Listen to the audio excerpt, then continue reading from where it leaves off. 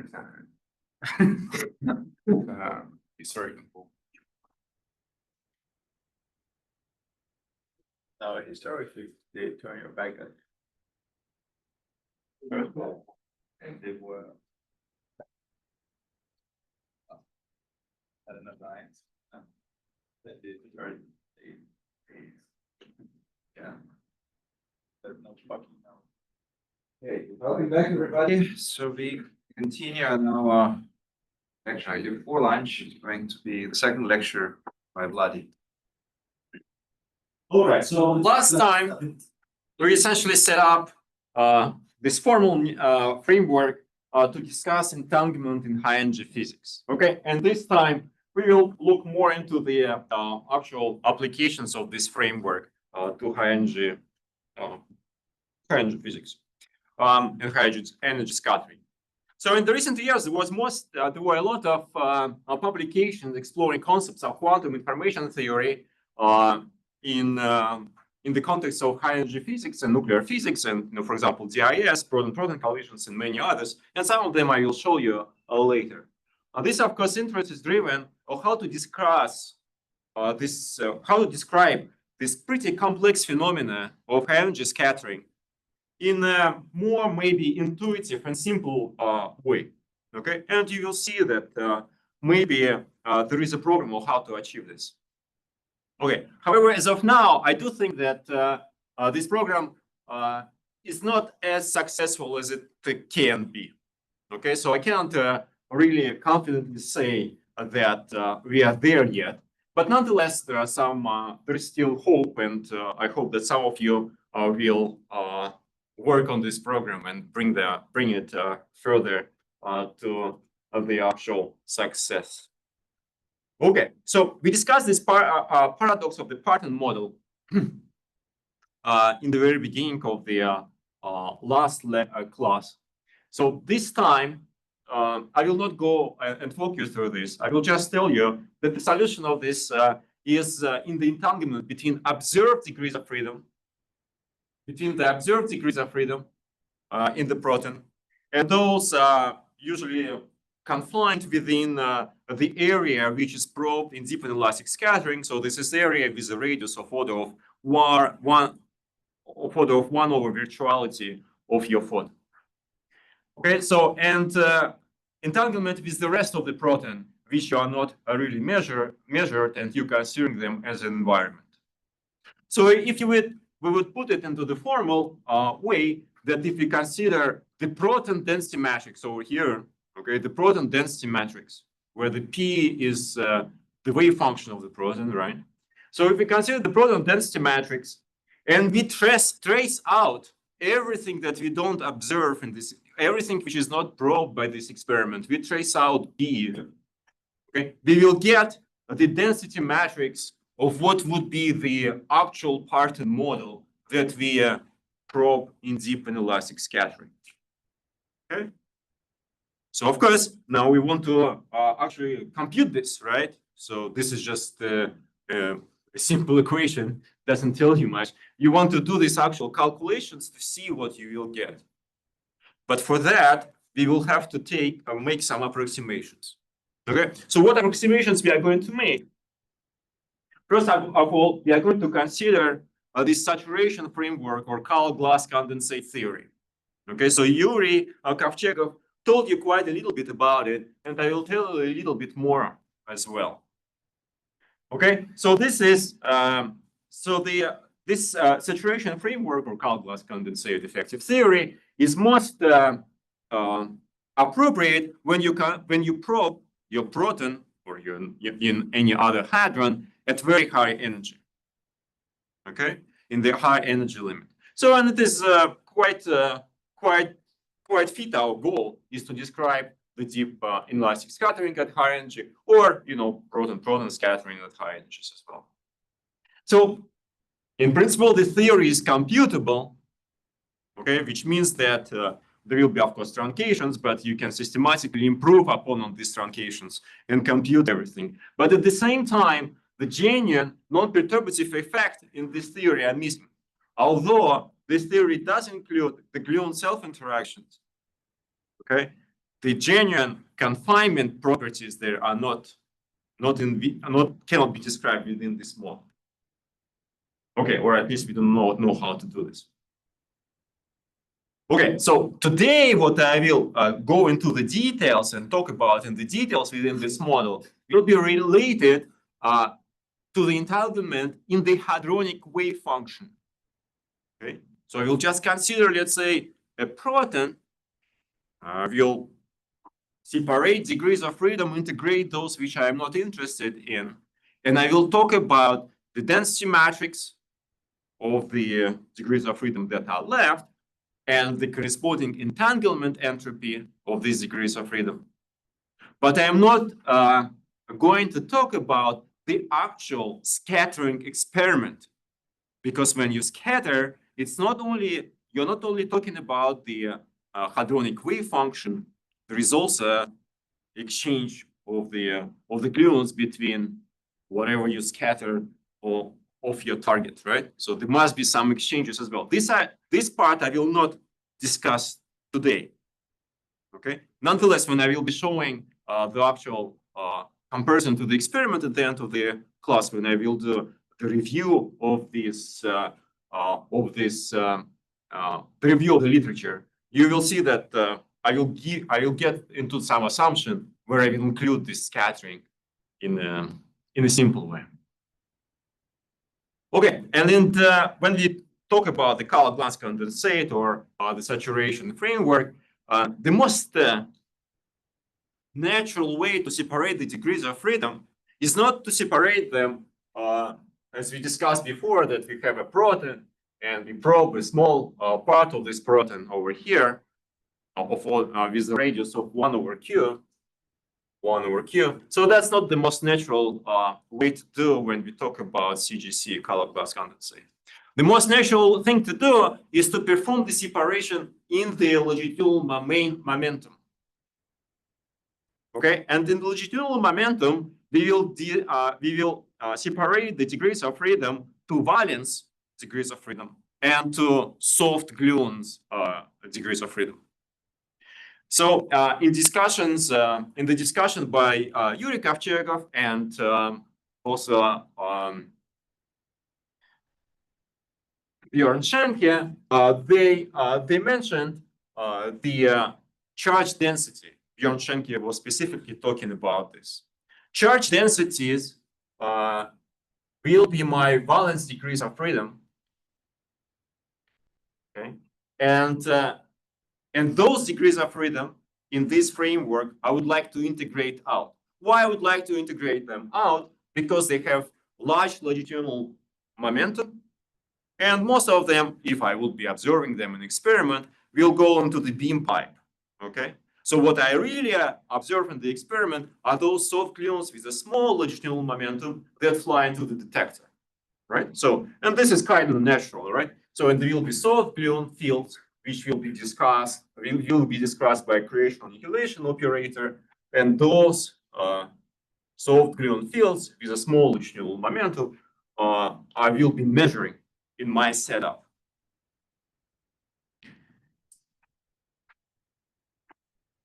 Okay, so now, so this is I am essentially just repeating what I said. So the large fraction of longitudinal momentum is carried by these degrees of freedom. Okay, they will fly away. So now these degrees of freedom radiate soft gluons. Okay, so they interact with soft gluons and they radiate, so they create soft gluons, these charges. Okay, and this is why the wave function can be separated here into the soft sector, okay, which will be described by these creation annihilation operators, and the valence sector, which is described by this charge densities. Okay, so here I write a direct product. This is not a direct product because there is a connection between these two degrees of freedom. I will show you in a second why. So this direct product is just to have this notation to write what I mean by the wave function of my product here.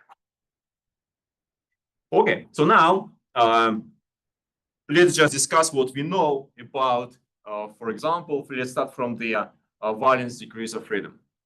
So about the valence degrees of freedom, we actually only know the following square of the wave function.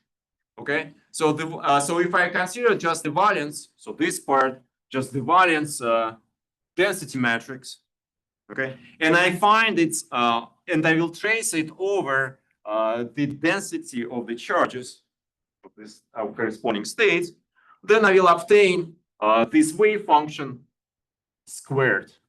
And this wave function is nothing else but the functional describing the MV model. Again, so this was in Bjorn Schenke talk, and Yassin also mentioned this. So this wave function describing the distribution of the color charge densities, so in the quantum mechanics language, is just the wave function squared. Okay, and it's related to my valence state. And again, so usually for large enough hadron, say for nucleus, it can be approximated as a Gaussian, right? So it is a charge density squared. Usually the denominator is k independent, so it's usually a very simple expression. And this is what is called Maclaurin-Winkel-Palan model. So now, of course, the square of the wave function does not specify the wave function uniquely, right? So there can be also associated phase with this wave function, which will cancel when I find its absolute value squared.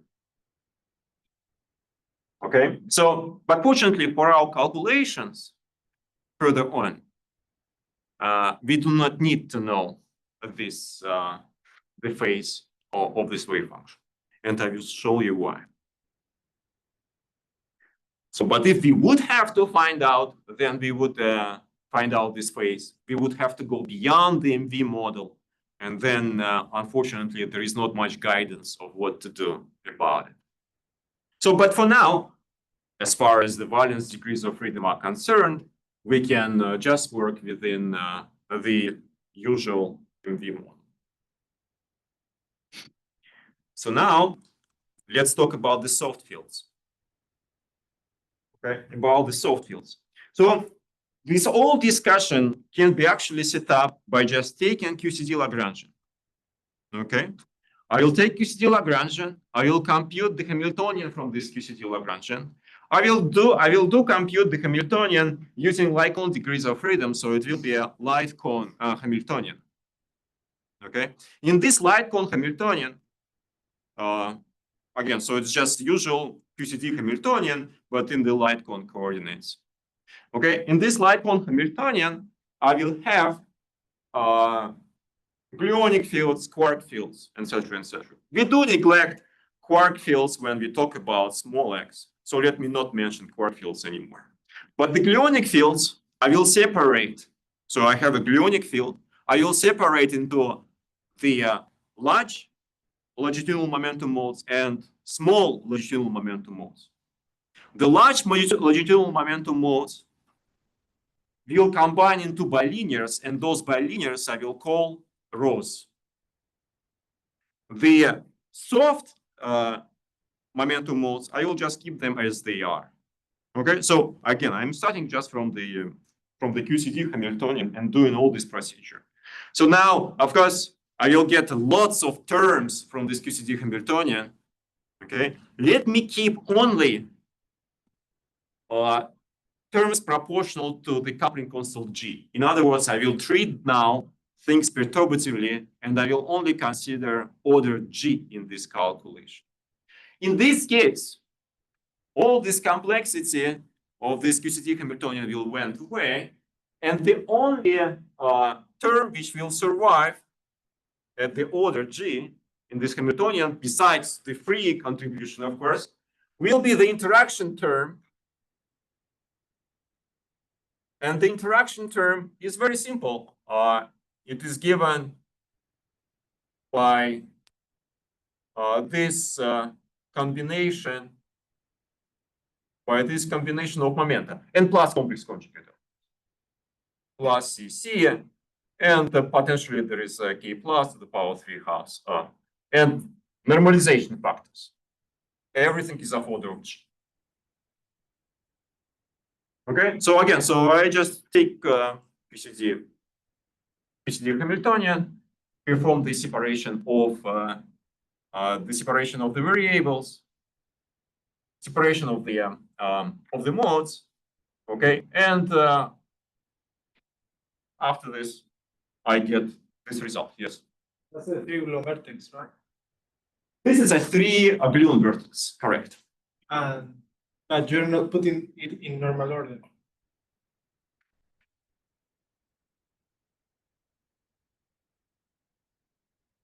So I have a clear separation between different momentum modes.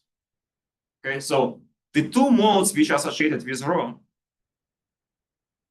are at different longitudinal momentum than the soft mode, than the mode associated with this guy. So they commute. So A and rho commute with each other. Okay. Now rho with rho would not commute. A with A, or a dagger with A would not commute. But these guys do commute. All right. So, but again, so far, the only thing I've done, the only approximation I've done is that I just kept the terms of order G in this pretty complex Hamiltonian. So the calculations were also done to NLO order when you would have to keep orders of G squared, but they become a little bit more messy, and I'm not going to show them here. Okay, but what next? Next, I can take this Hamiltonian. It includes the free part, of course, as well, which I didn't write, but free part is pretty straightforward, right? So we have a dagger A times the energy of the soft gluon. Okay, so now I will take this Hamiltonian, and it is off diagonal, right? So it's not diagonal Hamiltonian because of this contribution. I would like to diagonalize it. Okay, and the function which diagonalizes this Hamiltonian is written over here. Okay, so that will be my soft sector. So the wave function for the soft sector diagonalizes my Hamiltonian. In other words, it has a specific energy, right? So, and this function is pretty straightforward. So it acts on the soft vacuum. So 0 is just soft vacuum. So in other words, so if I take A and I act on 0, it will give me 0. Okay, it's soft vacuum. And here we have this exponential. And in this exponential, we have the if we have this field B, which we will talk about in a second, and we have creation annihilation operators associated with this soft field. Okay, and this creation annihilation operators, these are gluons. Of course, they have polarization vector, right? I, polarization index, and they also have color index, which I didn't write explicitly here, and they depend on the transverse and longitudinal moment. Okay, so now this B, this prefactor over here can be found, has to satisfy. So this B is related to these charge densities rhos. But again, so rhos are matrices in the color space, and this is why one has to treat them a little bit carefully. So when you solve this equation, you have the covariant derivative di, which depends on B's eyes itself. You have to solve this Young-Mills equation. In other words, this is just Young-Mills equation, and solution of this will be given in terms of the Wilson lines, path-ordered exponentials. Okay, but so this is pretty straightforward. So let me just consider the simplest approximation here, what is called the dynamic limit, where I will perform the expansion in small rho. And therefore, I will neglect the nonlinear effects which are hidden in these Wilson lines, which are multiples, which are exponentials of those rhos. And in this case, this field will be just proportional to that rho, okay, to this charge density. Again, so I did another approximation here. I consider now the dilute limit. But as long as I know these approximations, I can also systematically improve them. So I consider the first perturbative regime and the dilute limit. Just dilute limit I consider for simplicity, one can improve that. Okay, so now we know the soft part of this system. So in other words, we know the entire wave function of the proton, right? So and therefore, once we know this, we can just immediately substitute and find the density matrix of the proton in this effective theory. Okay, and just given this like symbolically. Okay, so now rho hat will denote the density matrix. Okay, hat will denote the density matrix, and rho's are the charge densities of the valence degrees of freedom. Good, just not to rho hat is an operator, it's a density matrix. Okay, so now we are going to integrate out those. So we take this density matrix and we are going to integrate out the charge degrees of freedom, these charge densities rows without a hat. Well, for this, we need to just trace them out. For this, we need to compute this integral with this rows, this expectation value of the density matrix of this proton between the rows, right? Pretty straightforward. We just take that, substitute over here. And what do we see? Well, we see that we will have the wave function of the MB model appearing over here, and it appears as a square, right? So this multiplies this, it's squared, okay? And therefore, we can rewrite this as the weight functional for these charge densities times, the part which stays from the soft sector. And this formally defines as the reduced density matrix for the small x degrees of freedom, okay, for the small longitudinal momentum degrees of freedom. Alternatively, one can do a different thing, but experimentally it's not maybe very relevant. One can integrate out the soft degrees of freedom and be left with the density matrix for the valence degrees of freedom, but it's not very interesting from the experimental point of view. Yeah. Okay. So now, once you've done that, so look what we have. So we have the state over here. We know how to describe it. Okay, it's just given by the exponential of this combination. We have a plus, a minus, and everything, right? So creation and annihilation operators. So we know what S is. This S does depend on rho. Okay, through this relation, it does depend on rho. So what we want to do, we want to just take this B, substitute into this expression. We'll have exponential over here, and then we'll take the state and substitute it into the reduced density matrix and integrate out rho. Okay, so it looks quite straightforward, but when you do the actual algebra of it, it becomes very complicated. Okay, or somewhat complicated, although it can be done analytically because only integrals that will appear will be Gaussian integrals. And the Gaussian integrals will appear because our weight functional over here is a Gaussian, and our soft state is only linear in rho. So this is why we can integrate rho, but it's nonetheless somewhat messy.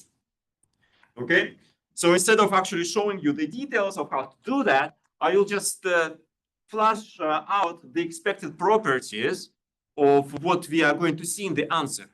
Okay, and after this, I'm going to show you the answer. So we'll have a translational invariance, the way we formulate this problem. And this is why we'll see the diagonality in momentum space. That's kind of natural. So also, when we talked about charge densities are, when we formulate them in X, when we talk about charge density in X space, it's a real quantity. In other words, it doesn't have an imaginary part. And therefore, since this charge density couples to the a dagger A operators over here, we will expect that there will be coupling between positive and negative modes with the same absolute value of the momentum. So there will be couplings between a different number of gluons, okay, with a different sign of this negative momentum. And I will show you this to you. And since we integrated out some degrees of freedom, we do expect that the final reduced density matrix will be mixed. It will not be pure anymore, as we started from the pure proton. By the way, so this density matrix, maybe I didn't mention, is actually pure. You can compute its trace of this operator squared, and you'll get 1. So it's actually pure state. Okay. So now if you reduce it, it will not be pure anymore. It will be generically a mixed state. So now this is the result. Again, so the algebra of this is pretty straightforward. The Gaussian integrals. Okay, it's just quite lengthy, and the result is quite simple, as you can see right now. So let me just concentrate. So I'm, instead of showing you the operator, I'm going to show you the reduced density matrix. Right? I'm going to show you the matrix elements of this operator. Right? So which defines the operator as well. So the matrix elements of this operator are formed in such a way that I have number of gluons. Okay, so I'm reading from here. Number of gluons and with the color C at the momentum Q perp. Okay, number of gluons with color C at the momentum Q perp. Okay, so we always have we'll have diagonality in the color space. So there will be node. So this density matrix will be always diagonal in the color space. So there will be always index C appearing in this equation. So now let's look at the other side before we discuss this guy over here. We look at the other side. This is alpha, number of gluons alpha with the color C at the momentum Q perp. Okay, so N and alpha are just counting the number of gluons. So in other words, I'm constructing this matrix element with the idea of looking into the actual parton model, right? And parton model counts the number of partons, right? So in this case, I count the number of gluons. It's N here, and it is alpha here. Okay, good. So now, since I have the coupling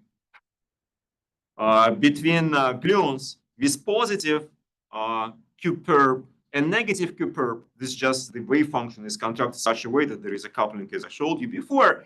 I have to, it's also convenient to include here in this wave function, in this state, to include the number of gluons M with negative momentum Q.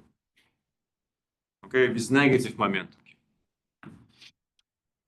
All right, so now you can understand this right-hand side in the following way. In my state, I have N gluons with color C and momentum Q, M gluons with color C and momentum minus Q. Okay, but by any means, it is just gluons at two different states.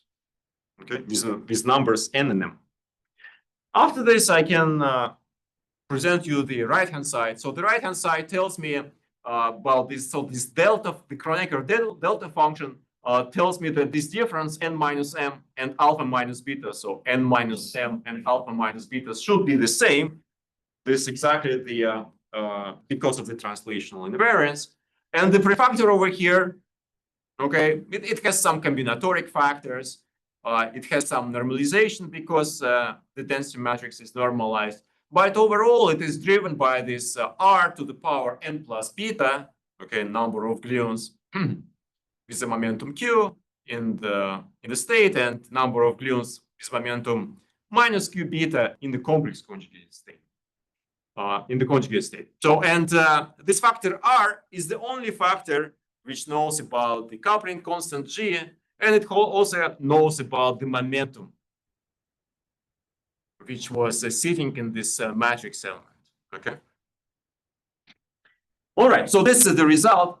We can also relate this result over here. So this combination G square mu square, we can also relate it to the saturation momentum, which was mentioned, I'm sure, in many lectures before. So this relation is given over here, but I don't necessarily need to worry about this right now.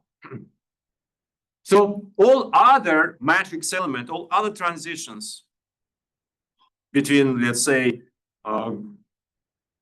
gluons with momentum K, some different momentum from the Q, will be absent in the matrix element. So all other matrix elements are zero.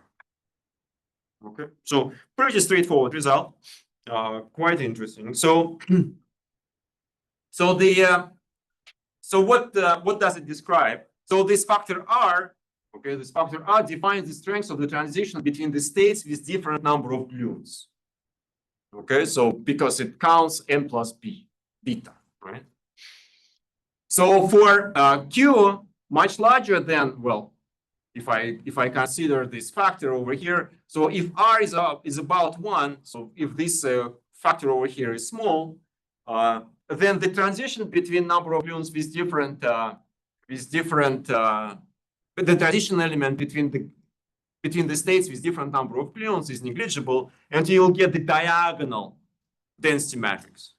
Okay, this is what usually Parton model is considered a diagonal density matrix. The Parton model is ignorant to the off-diagonal elements. So at large momentum, indeed, we will be able to see that we will have the diagonal density matrix. In general, density matrix has all diagonal components in the number representation, and they have to be taken care of. Now, I have this reduced density matrix. What's good for? I mean, first of all, I can compute gluon production in proton nucleus collision using this density matrix. And was done. There are very well-known equations. Maybe it's not formulated in terms of the density matrix, but those equations can be used to compute the number of gluons. Okay. One can also compute not only a number of gluons, but also their fluctuations. Okay. So, and this is what I show here are the fluctuations.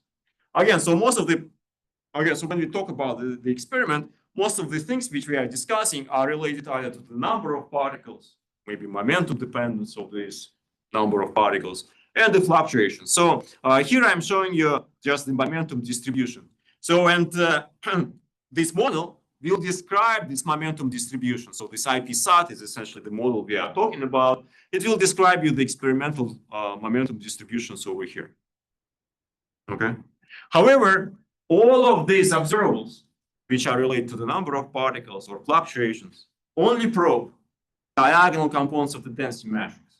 Okay, they cannot probe, I mean, just by construction, they cannot probe all diagonal components, right? So you always have the a dagger A, and it's diagonal, right? So you have there are no diagonal contributions here in the density, in this basis, in the number of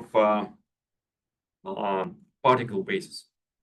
So now, what would be an observable which potentially might probe the off-diagonal components of the density matrix? So there are two candidates. Both of them are not very simple in terms of observation. So one of them is, for example, in single spin asymmetry. It was offered to look at the overlap between quark-antiquark pair and the gluon operator, and it will have off-diagonal components. Yes. I'm trying to remember from yesterday's lecture, off-diagonal elements are indicative of this entanglement. So,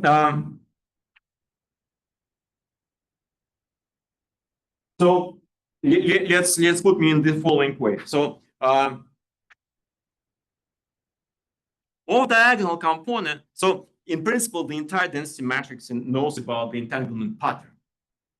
But let's now go to, so now the question is, so now what we are constructing here is this density matrix elements of it, okay, in a specific basis, in the Parton basis. Okay, and what we are checking if in this Parton basis, the density matrix is diagonal or not. So it came out in this calculation that it's not. Okay. So now if my density matrix in this basis would be fully entangled. Okay, maximally entangled, what it means, maximally entangled. Then what I would be able to see that I would have only entries in this density matrix on the diagonal. Even more, if this is a maximally entangled state, then all these entries on the diagonal will be equal to each other. And it's not the case over here. Okay, so which says that in this calculation, the reduced density matrix for the soft gluon modes is not maximally entangled. Okay, that's the only thing it says. In this basis, Okay, so now, so the other thing that we, when we can probe these off-diagonal components of this density matrix is by looking, for example, on odd azimuthal anisotropy of two gluon production. Well, that's the work we've done with Yurikov. So I will just show you the diagrams. And in these diagrams, for example, if you look at this diagram, then we have three gluons coming from the our proton, okay, and three gluons in the conjugate wave functions coming from the proton. So this is 3-to-3 transition. Number of gluons don't change. So that diagram is of no interest if you want to study the off-diagonal components of the density matrix. Okay, but now, in principle, you can come up with the combinations where, for example, these two guys are emitted from these two legs, okay? And this guy is on the other side. Sorry.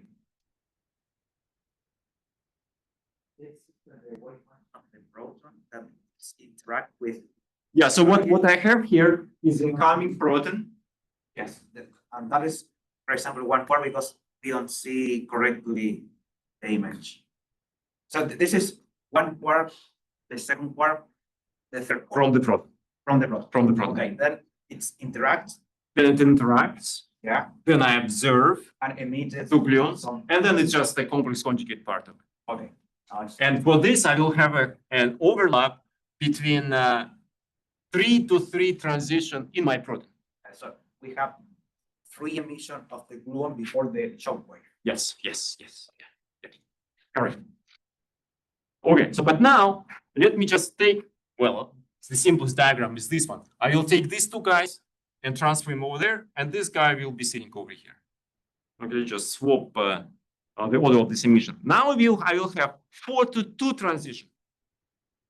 And this is off diagonal, and it is encoded in this density matrix. Okay, and it is encoded in this density matrix.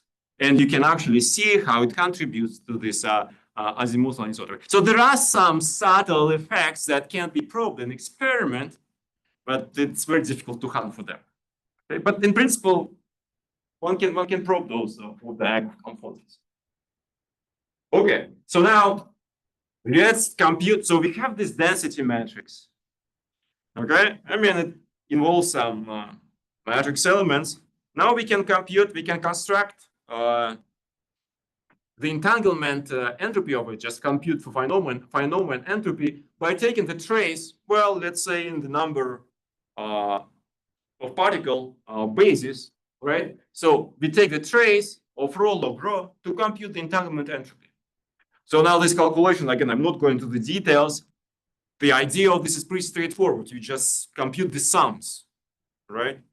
You just compute the sums by considering only, you just compute the sums of these matrices. You substitute this matrix, which we discussed before, and you compute the sum. Now, again, so it involves quite a little bit of technique of how to do that. Replica trick and many other things. It's not straightforward technically, but again, so it does feel a little bit too trivial to actually show it on the board, although it blanks, okay? So the final result, though, is pretty straightforward, okay? It's shown over here, okay? There are some logarithms, there are some prefactors. the depends on the coupling constant G squared, pretty straightforward. So mu square, the average charge density from the MV model, and Q square is the momentum that we have. So the prefactor in front of it, well, the prefactor is proportional to the transverse area of the proton, quite naturally, right? And it is proportional to the number of gluons that you have. Okay, so it actually almost scales like the usual entropy that you would compute in thermodynamics, right? So it's proportional to number of different degrees of freedom, the degeneracy factor, G, right? The degeneracy factor. And this will be number of gluons in this case. Number of gluons or column? Well, in this case, it's number of gluons. So if you compute, for example, if you compute in thermodynamics, if you compute, well, energy density, okay, it will be proportional to T to the fourth, right, to the temperature, times number of gluons, right? So because it is, well, you know, it's a Boltzmann law per degree of freedom. How many degrees of freedom is each gluon is a degree of freedom. Now for quarks, it will be a number of quarks times number of flavors times number of spins, right?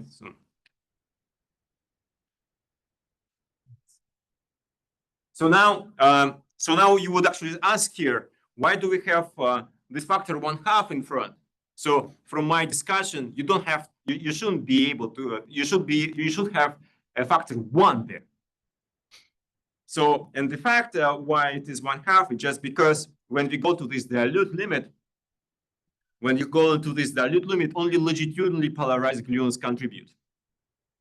Okay, only longitudinally polarized gluons contribute, and the transverse polarization, it just drops out from this calculation. And this is why it's the original factor 1/2. So if you would include, if you go beyond the dilute limit, which I done over here, it will also include the sum over these two modes, okay, which will effectively remove this factor of 2. So yes, so going beyond the dilute limit and including the saturation effects, will give you a very similar expression over here, okay, with which I'm going to work further on. Very similar expression over here. It will reproduce you this result in the dilute regime, but and it is also pretty straightforward. Okay, so so the new element which appears here is this factor of m. Okay, it has two components, plus or minus. It's related to this polarization, longitudinal transverse polarization. It depends on the momentum, and the dependence on the momentum here comes through two what are called transverse momentum distributions. Okay, and those were mentioned before. It is two gluon distribution. One is unpolarized gluon distribution, and the second one is linearly polarized gluon distribution. And again, if you go to the dilute regime, this matrix M will reduce to the contribution that we had before, and to the 0 one, because we do not have transverse gluons in the dilute regime. Okay, so that this is the result we are going to use in the future. Again, so the algebra of this is simple, it's just length. Okay, and what we achieved the following. We computed the entanglement entropy of our soft degrees of freedom with, you know, with the rest of the proton. And this entanglement entropy, well, that's what is probed, at least when we looked at this small longitudinal momentum degrees of freedom in experiment. Okay, so now it's kind of interesting that this entropy that we obtained can be rewritten in the Boltzmann form. In other words, we can write this in the following form, okay? And this already suggests here, okay, where this f function is given by this, and this combination beta omega is given by this logarithm over here. Okay, so why is it interesting? So if I consider a Boltzmann, well, just a gas of free particles, okay, at finite temperature, what I'm going to get in the number of particle representation, I'm going to get the diagonal density matrix. Okay, diagonal density matrix in number of particle representation. So here it's not the case, though. But it means that if I can rewrite it, my entanglement entropy in this form, it means that there exists such a basis. where the density matrix will be diagonal, but that's always can be found. But what is interesting in, if I look at this basis, if I look at this density matrix where it is diagonal, okay, it will have what is known by the Boltzmann form. In other words, on the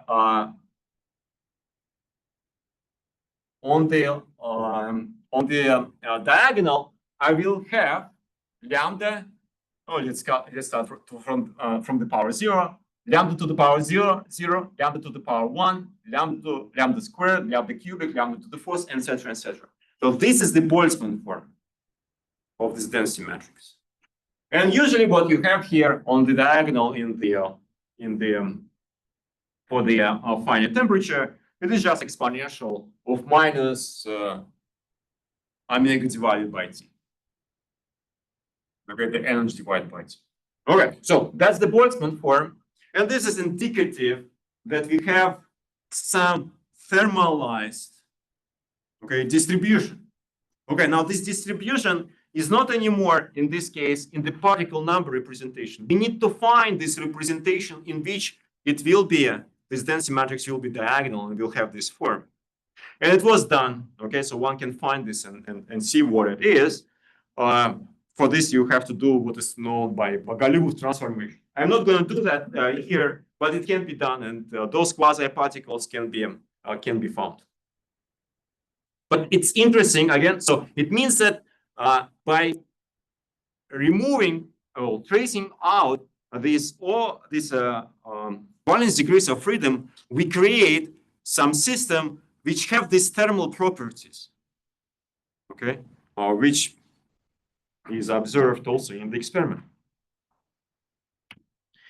All right, and for that we didn't need to have any collisions or anything like this. It's just because of this came out from the entanglement.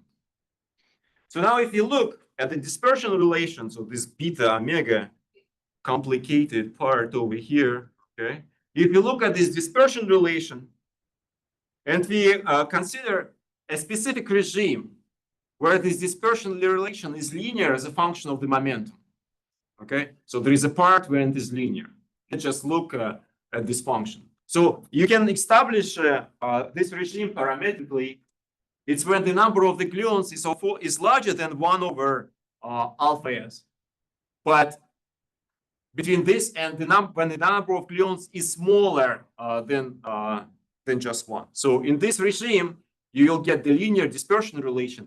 And in that regime, you really see the distribution, which will be just Boltzmann distribution, will be exponential of minus omega divided by the temperature. Okay, and you can extract this effective temperature, and this effective temperature is proportional to the saturation scale, well, divided by this factor of NC and alpha s. Okay, so again, so by integrating out the valence degrees of freedom, I somehow see that the remaining part, at least in this regime, has exponential distribution with this effective temperature. Okay, that's pretty interesting. Okay. So now, of course, let's come back again. So to our density matrix. So and we discussed this last time as well. So let me just take this density matrix, which has diagonal components. Okay, and claim that since my Parton model is ignorant to anything off diagonal, I will only keep the diagonal components. Okay, so what error would I commit by doing this? So I ignored some part of what my theory predicts, and I would like to now compute, for example, entanglement entropy and see how much of what I neglected contributed to it. Okay, so we discussed yesterday that when I ignore all diagonal components, I ignore something, right? I lose the information. It always increases the entropy. It's kind of natural, right? You ignore something, you lose information, it increases the entropy. And we discussed this in mathematical terms. So, and indeed, if you would do this for this system, you take this density matrix in the number of particle representation, you ignore off-diagonal transitions. So you'll say that this will be just n to alpha, m to beta transitions, right? So you would get what is what we call ignorance entropy. And if you find the ratio of this ignorance entropy, okay, by just dropping off the diagonal elements, to the actual entanglement entropy, you would see that the ignorance entropy is always larger. So that's the ratio of them, is always larger. So I plot this density of this entropy as a function of the momentum, right? It's always larger, and only at very large momenta, above 5 in this figure, they will be the same. Okay, at the large momentum, then indeed you will see that it is the density matrix is effectively diagonal. But at any other momentum, it's not the case. Yeah. Okay, very good. So when we say that when we ignore the off-diagonal components of the density matrix, we will have this effect that the entropy will grow due to this ignorance. Okay, so now we can discuss what happens if we do the opposite relation. We integrate out the soft degrees of freedom. I'm not going through this into the details. It's quite interesting, but I will just leave it for you to go through this separately because of the lack of time. Okay. Instead, I would like to give you a review of what currently is done in the literature. Okay. This is really the frontier of what is done in comparison of these ideas to the experiment. Okay, and this is why you have to take it with a grain of salt, because these results are not yet tested by, by any appreciable amount of time. So all the results I'm going to show you is like within the last 3 years. Well, some of them are this year. Okay. I thought you were going to say minutes. So the science also moves pretty slow. I think to have something tested by time, you need like a decade at least. Especially when you work with the concepts that are not necessarily intuitive, right? And you will not be able to to cross-check them in other ways. Okay, so for now, what I showed you before was just an application of an actual, QCD, maybe in specific regimes, but it was still an exact mathematical calculation, which could have been mathematically, systematically improved. Okay, and all the approximations, I told you what they were. So now I'm going to switch gear a little bit and become a little more phenomenological. Okay, so here I will be doing quite serious assumptions. So follow me. So I will start with computing the entanglement entropy in a pattern model. Okay, assuming that the Schmidt basis. So what is Schmidt states or Schmidt basis is where the Schmidt basis is the basis in which rho is diagonal. Okay, I will assume that the actual entanglement entropy, that the actual pattern model has the diagonal density matrix. We know that at least in the calculation that I showed you before, it's not true. But I'll assume that it is right now, that in actual, not in model calculation or this effective theory calculation, but in actual full-pledge QCD to arbitrary coupling, that's true. Okay.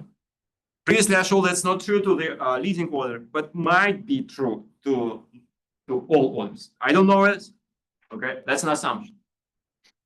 Okay, then I will assume. Okay, then I will perform also additionally small x evolution. So I will take this density matrix and I will evolve it towards the small x where I observe my experimental data.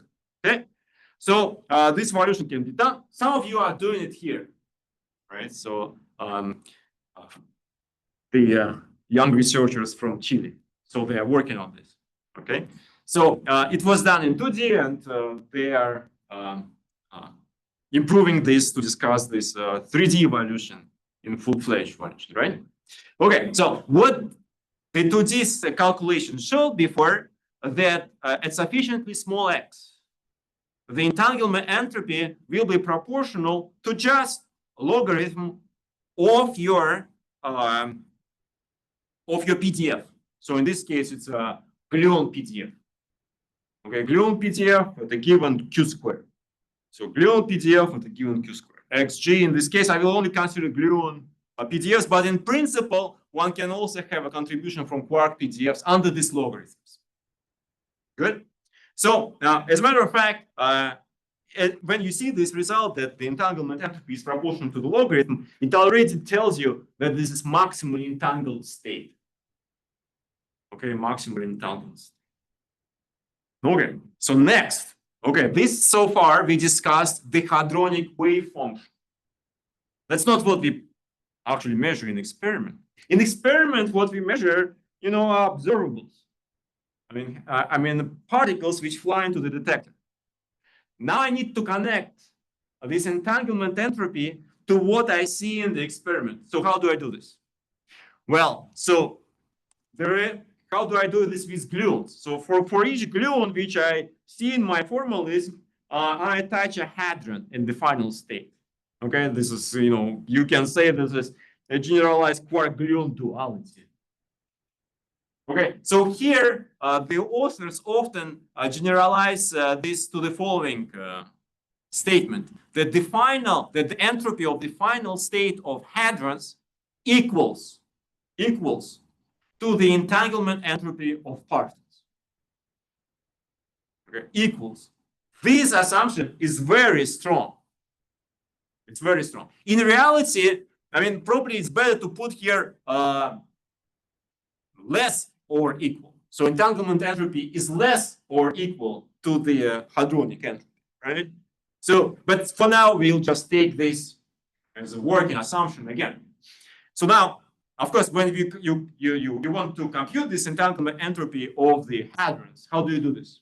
Well, you remember I showed you the probability distribution for the number of particles produced in the experiment. Well, it has some exponential shape in the first approximation.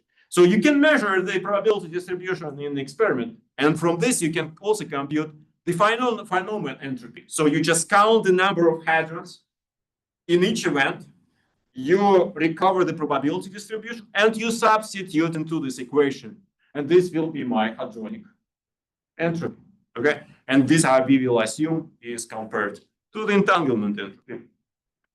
So now we have this machinery which we are going to apply and see how well it works. It might not work at all, right? So we have a theoretical prediction. So theoretical prediction is logarithm of the PDF on one side and that on the other side.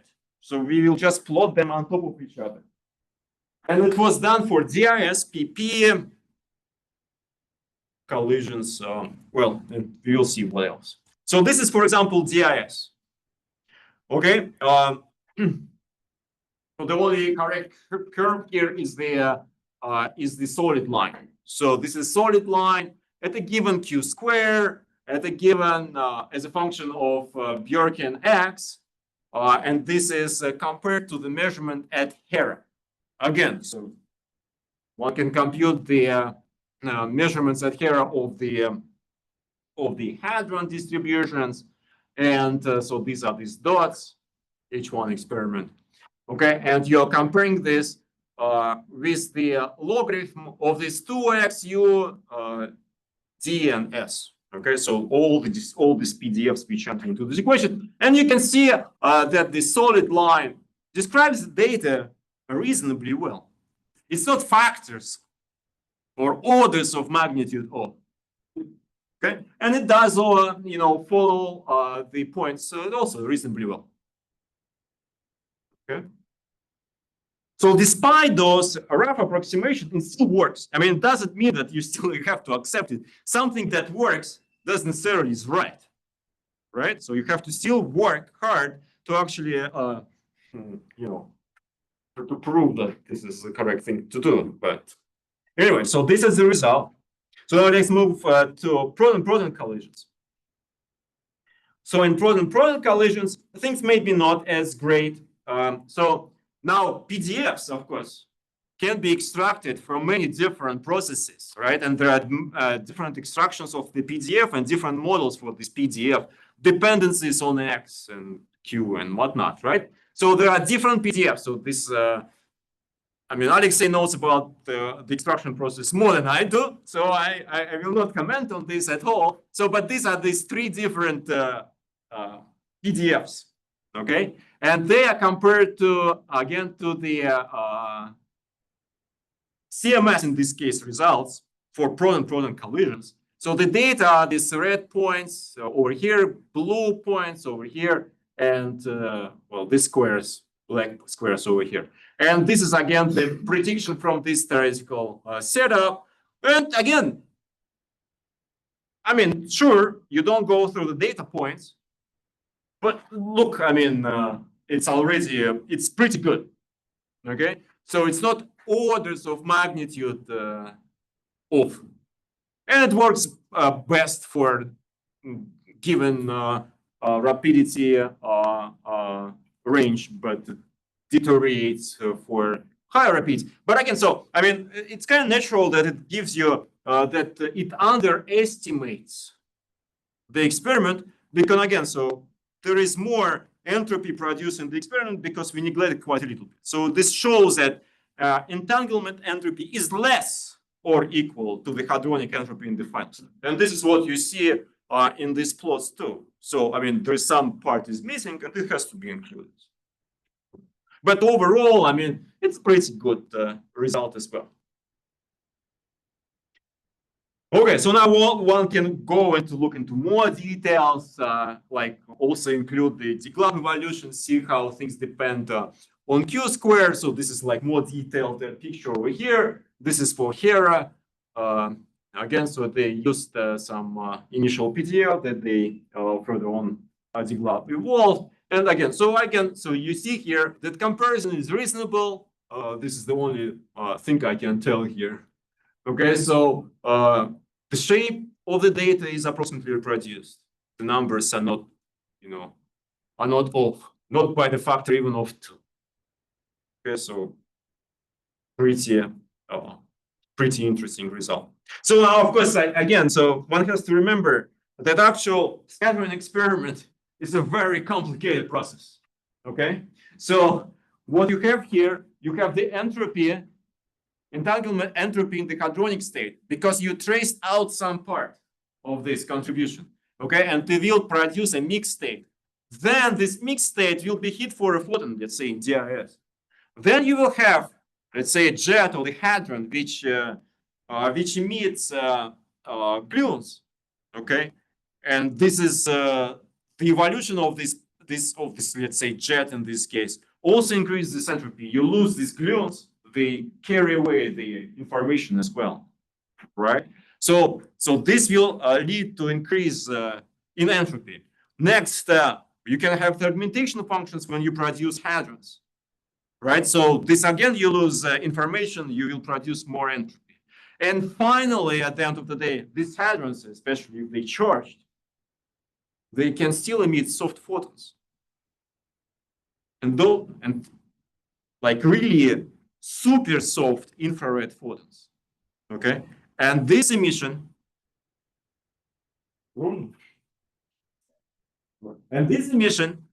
also carries away the entropy. I mean, now how much entropy it carries away, it's very difficult to estimate, but one has to eventually estimate this thing as well. So, and this is why quite recently, some of the authors, and actually one of the organizers, Abe, they explored the entropy in the jet and compared to the experiment. And by any means, a PDF is, these PDFs are related to the, or small x physics is related to the dependence on the angle in the jet emissions by the cross symmetries. Okay, so and this is natural that if it works for the small x, it will also work for the jet physics as well. and in this case, fragmentation functions through the dependence on the fragmentation Z factor. Okay, so and this is what they did. They took the atlas data and they again so went through the same procedure, but now they use the fragmentation function input, and this is given by this blue shaded part, and they compare it to the experiment. So this is atlas data, and again it reproduces the shape pretty well. Okay. So now again, so the fact that things work, that the theory, not the theory, but your approximations describe experiment in the words of Landau doesn't mean that the approximations are right. Now you want to actually check this, okay? So and recently there was this paper again. So it's everything is super recent, okay? So the question this paper asks: why Schmidt states, all the states which diagonalize the density matrix, this reduced density matrix, are the Parton states of the theory of this Parton model? Why are they the same? It's not obvious, in my calculation, which I showed you before, it wasn't the case. So why are they the same? So it's a very legitimate question. Then the second question: why are we considering the maximally entangled system? Okay, so this logarithm is proportional to D, where the D is dimension of this Hilbert space.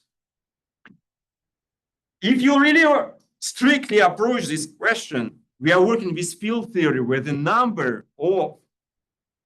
dimension of this Hilbert space is infinite, right? So this D is an actual infinite number, which means, but the expression that they write, this logarithm of xg of the PDF, is finite, which means that only a subspace is maximally entangled. In other words, you have the density matrix, which have the same elements everywhere, and then zeros in the rest on the diagonal. So the same number and then zeros everywhere else. Okay. So, but how do we actually show that that's the case? Now, one has to also establish the validity. Well, at least that entanglement entropy equals to the entropy of the hadron, at least approximately, that there are not other significant contributions to it. So then the fact that that this is maximally entangled was established in BFKL framework, and again, so like fellow students can tell you more about this here. But this neglects confinement. It just only includes the small x evolution. So how the confinement affects this? Okay, and finally, this other interesting question, which is asked in this paper, is: can thermalization be due to this maximal entanglement? Like the thermalization that we see in, say, proton-proton collisions, or even in the plus E minus collisions at very high energies. Okay, or in nucleus-nucleus collisions, where the thermalization happens at very short scales. Can this thermalization be due to the entanglement? Okay, so all these questions and answers were explored in 1+1 dimensional model. And some of these questions were positively answered through the numerical simulations of this 1+1 massive Schwinger model. Okay, and I encourage you to look into this by yourself. I'm not going into these details here. Okay, but the questions are interesting, legitimate, and need to be addressed, and they are at least addressed in the model, in 1+1 dimensional model.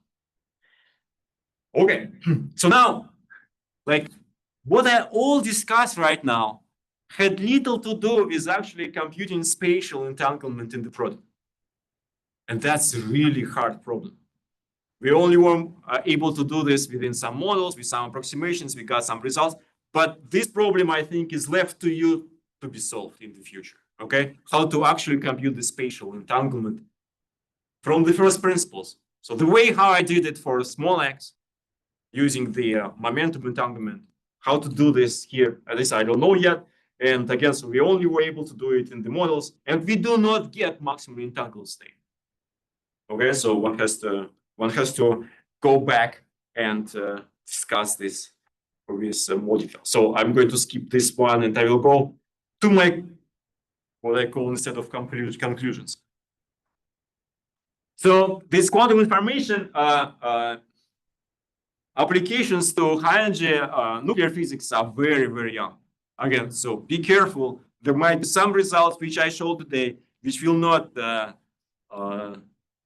be approved in time. Okay, they will not stand the test of the time.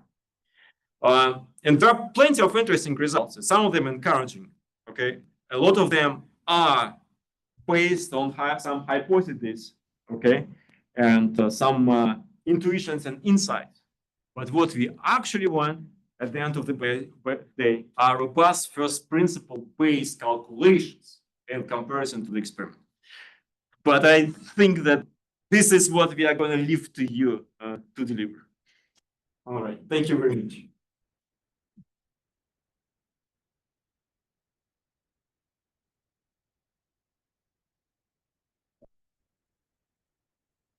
So when you're comparing to the DIS and PP data, why are there so few data? So I just grabbed some most representative figures.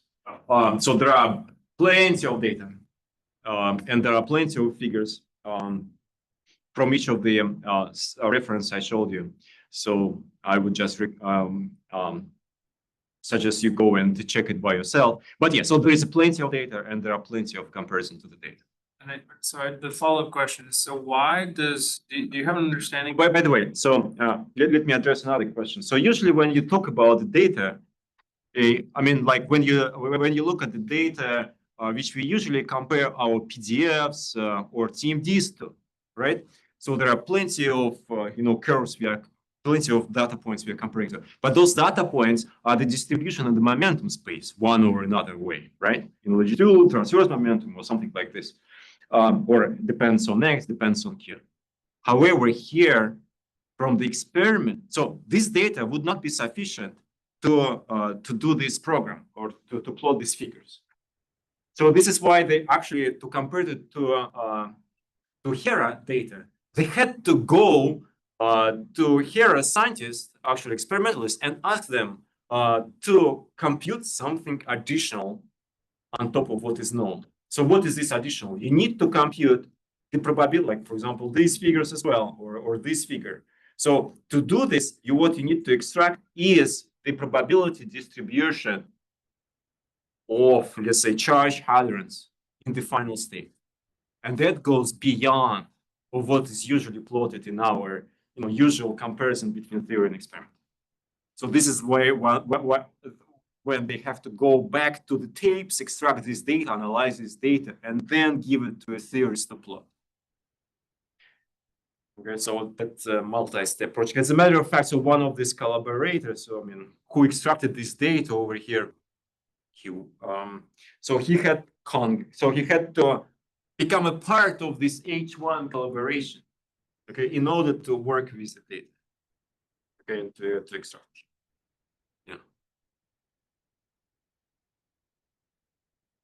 When you show the handbag diagram, it's just a picture because at small x evolution, you are working with dipole configuration.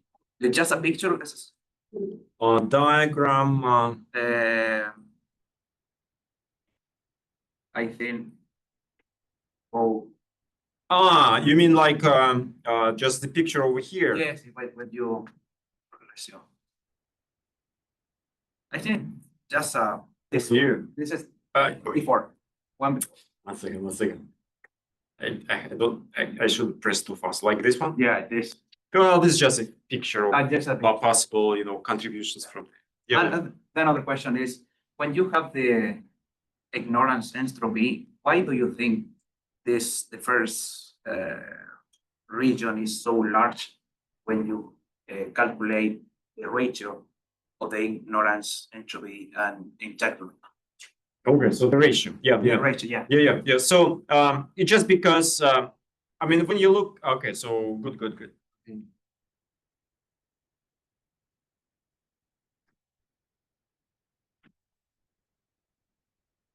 I don't think I have an intuitive answer for you, or at least not right now, because I've done that project, I think 5 years ago, and my memory span is like only like 1 month. So I did have an intuitive understanding of this right now, but I'm afraid that I will not be able to recall it. But yeah, so if you look just at the transition elements between different, so if you look at this matrix over here and transition elements, you will be able to see that there will no off-diagonal transitions when the momentum is small. There are no off-diagonal transitions when the momentum is large. And there are all possible off-diagonal transitions when the momentum is small.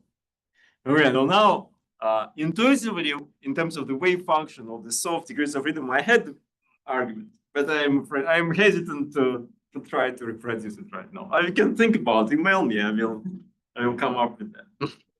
Probably it is written in the paper. Okay, so what is the effect of including saturation to the entropy? oh yeah, right.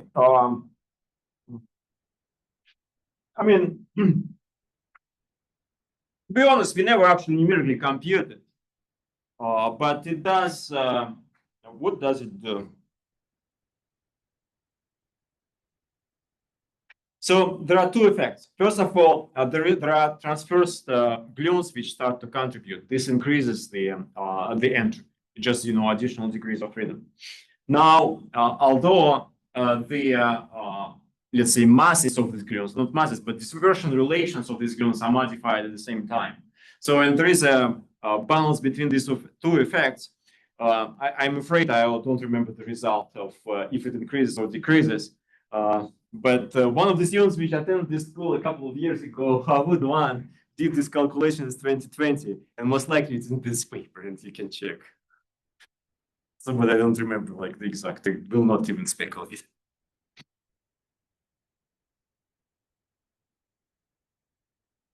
Questions?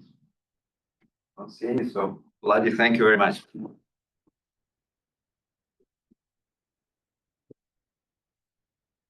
So we'll lunch and come back at 2 here. Does that work? Okay. Let me just remind you the schedule this afternoon. So we'll be at 2 and then we'll start. We will trade your meal cards for your certificate. So you might want to go across the railroad and get something for dinner, especially since the barbecue's canceled. So take that into account. And then also we'll be back here and Sakura and Melissa will be here. We'll have the student talks at 2 and we'll want to keep those in time because Abe will join us at 3 and he'll have a general discussion about ESE careers and things like that. But we have a hard 3:45 cutoff because he has another meeting. So that's the format what we'll have. So go have a good lunch. But one thing I'd like to mention, so Alexei, unfortunately, he's got another meeting next week, so he's got to head out. So he will not be here for the afternoon, but want to thank him. He was actually, I joined sort of a couple of years ago, but he's was in this from the beginning to formulate this and do this. So I'd like to give him a round of thanks. So please join me in thanking him. So.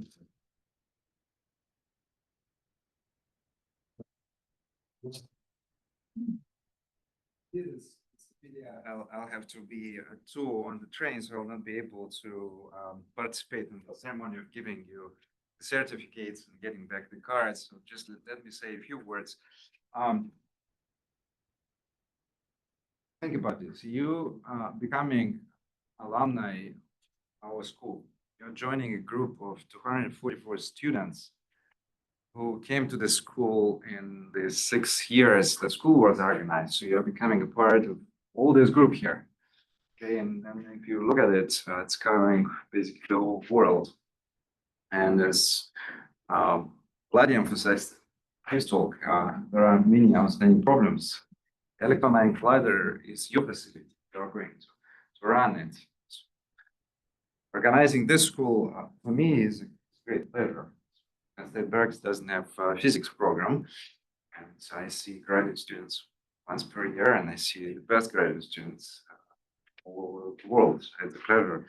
I found a lot of collaborators I worked with in this very school.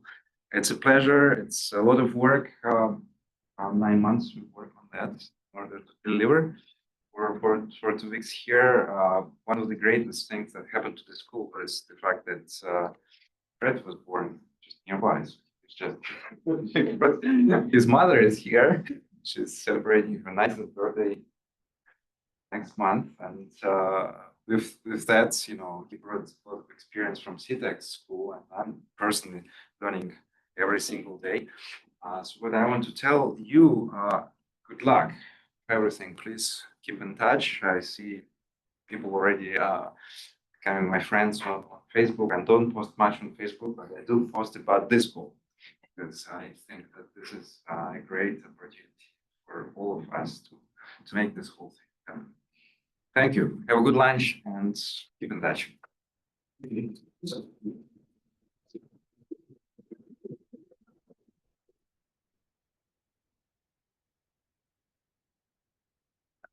Who was a student from Australia?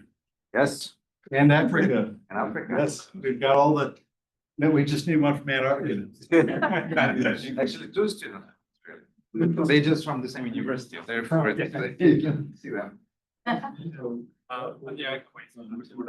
Wait, if you want. Thank you. Ciao, è stato un piacere. Grazie mille per l'opportunità. We're not gonna. I'll see Werner. On Monday. Are you going to see him? I'm going to see him. Oh, send him a greeting. Absolutely. And then So what are we going to do? I can drop you off first case on the way back, or I'll stop. I passed this too. Yeah. I wasn't worried about You it. might have to transfer because I'm. Yeah. Okay. I only have $40. Okay, fine.